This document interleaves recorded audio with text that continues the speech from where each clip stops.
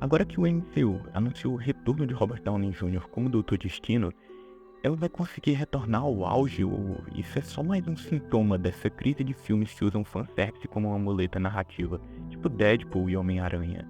Eu sou o Leo e nesse vídeo vamos conversar um pouco sobre esse desespero do MCU. Vivemos em uma época de crise para Marvel, recheada de filmes ruins como Quantumania e as Marvels, além de filmes medíocres e sem tanto brilho como Eternos e Shang-Chi. Isso sem contar na quantidade massiva de séries ruins sendo lançadas, como She-Hulk e Invasão Secreta. Após Ultimato, vivemos em uma lacuna de carisma no MCU. Então, não temos mais os personagens mais importantes desse universo.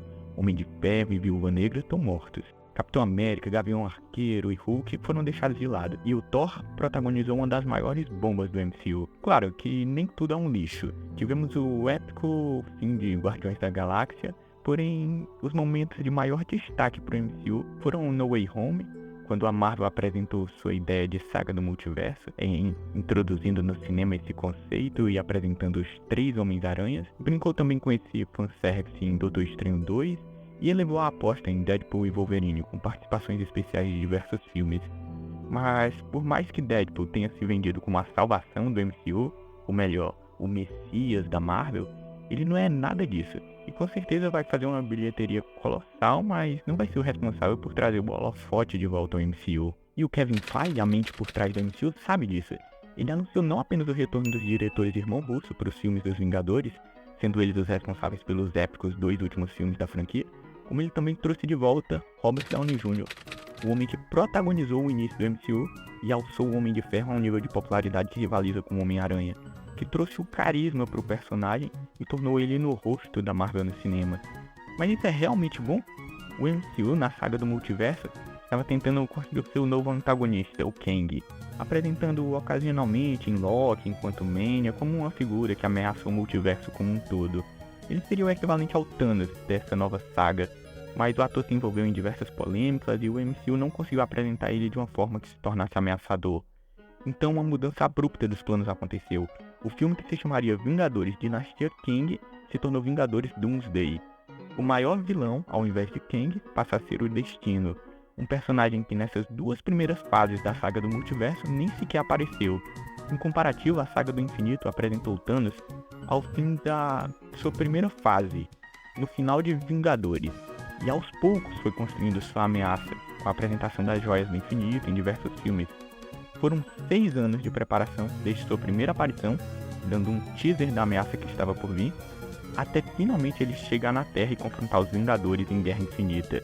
Uma construção de hype sem precedentes na história do cinema. E agora, com a saga do multiverso se aproximando da última fase, ainda não tivemos nem sequer o vislumbre do seu maior vilão.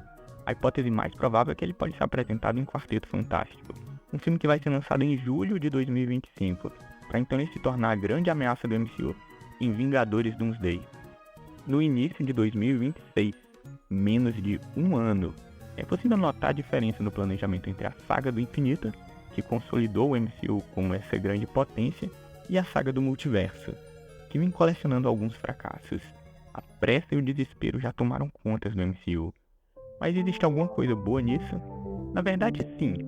Por mais que essa seja uma medida desesperada para a contenção de danos, nenhuma outra escalação ou atitude da Marvel traria os holofotes para o MCU como o anúncio do Robert Downey Jr. Como comentei antes, ele foi o rosto do MCU por muito tempo.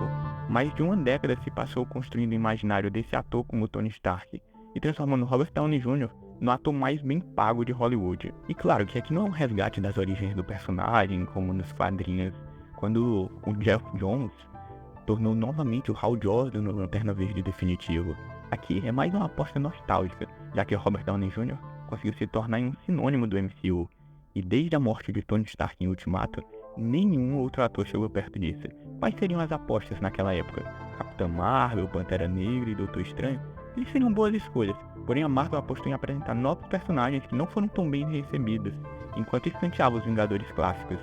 Então, depois de anos errando na saga do multiverso, chegou a hora de trazer de volta o rosto do MCU. Aquele que uma vez foi o maior herói desse universo se tornará o maior vilão do multiverso. O princípio e o fim do MCU. Uma grande saga precisa de um grande vilão, como foi o Thanos na saga do infinito.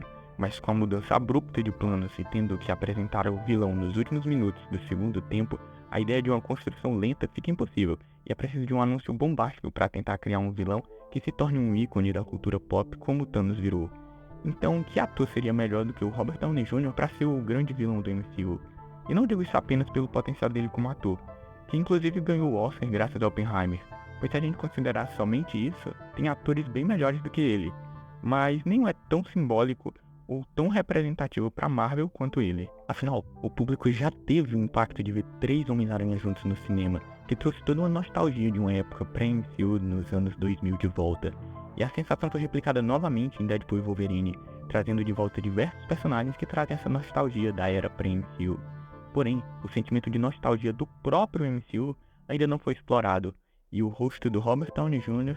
é essencial para isso, pois ele pode transportar o público de volta a uma época em que as coisas eram mais simples, como a apresentação do personagem em 2008, e para a época de ouro do MCU com a saga do infinito.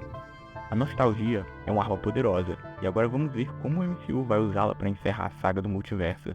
Agora, se você quiser saber um pouco mais sobre a estratégia da concorrência, nesse outro vídeo eu comento por que Authority é um filme essencial para o universo DC.